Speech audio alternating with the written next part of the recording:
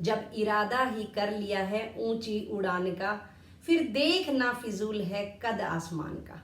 डरना नहीं यहाँ तू, डरना नहीं यहाँ तू किसी चुनौती से, बस तू ही सिकंदर है सारे जहान का, बस तू ही सिकंदर है सारे जहान का। नमस्कार दोस्तों, जैसा कि आपको पता है कि आज है सैटरडे और हर सैटरडे को मैं आप लोगों के लिए एक कहानी लेकर आती हूँ। आज भी एक कहानी लेकर आई हूँ और कहानी का नाम है जब हवा चलती है तब मैं सोता हूँ। जी हाँ, जब हवा चलती है तब मैं सोता हूँ। बहुत पहले की बात है, एक किसान था, बड़ा अमीर किसान था। उसके पास बहुत सारे खेत, फार्म हाउस, जानवर, पशु पक्षी बहुत सारे उसके पास थे। लेकिन उसके पास इतनी चीज़ें होते हुए भी एक बहुत बड़ी समस्या थी कि उसका जो खेत और फार्म हाउस थे, ये सब ऐसी जगह पर थे जहाँ सारे दिन या हमेशा आंधी तूफान बारिश इनकी आने की संभावना ज़्यादा रहती थी। तो उसके वहाँ पर नौकरी करने के लिए कोई नहीं रहता था। वो बार बार नौकरी के लिए लगाता सबको और हर बार थोड़े ही दिनों में सब नौकरी छोड़कर चले जाते थे। एक बार उसने फिर से ढूंढने की कोशिश करी तो कुछ ही दिनों में एक दुबला सा पतला सा हल्के से शरीर वाला एक लड़का उसके पास आया और उसने कहा, मैं आपके पास नौकरी करने के लिए तैयार हूँ। किसान को लगा ये कहाँ मेरा काम कर पाएगा। किसान ने कहा, तुम कहाँ संभाल पाओगे, अपना शरीर तो देखो, इतनी हिम्मत भी नहीं दिख रही है, हल्के से भी दिखते हो।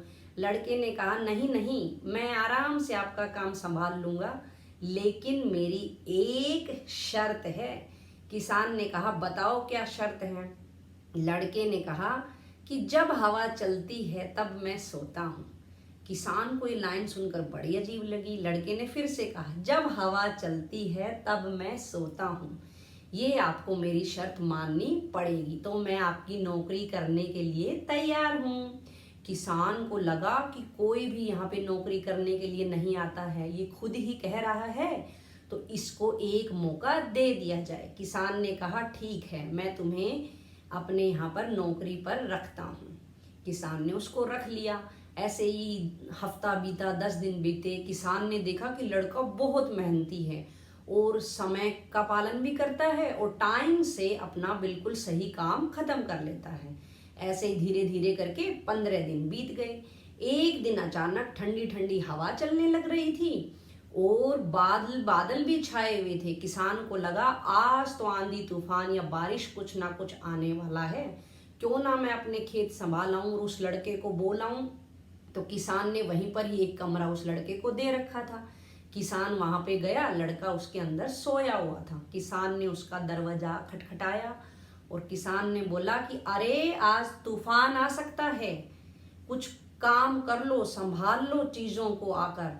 तो लड़के ने अंदर से ही आवाज दी और दरवाजा नहीं खोला और उसने कहा, आप मेरी वो शर्त याद रखिए कि जब हवा चलती है तब मैं सोता हूँ।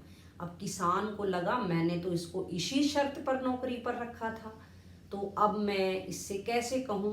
किसान को लगा अब तो मुझे ही खुद संभालना पड़ेगा। किसान वहाँ से गया अपने खेतों की तरफ, फार्म हाउस की तरफ। वहाँ जाकर उसने क्या देखा कि उस लड़के ने जो भी फसल थी उसकी तो पोटलियाँ बना रखी थी और जो अपने उनके वहाँ के जो पशु जानवर पक्षी थे उन सबको उनके घर में अच्छे से संभाल के पिंजरों में वहाँ पर सेट कर रखा था।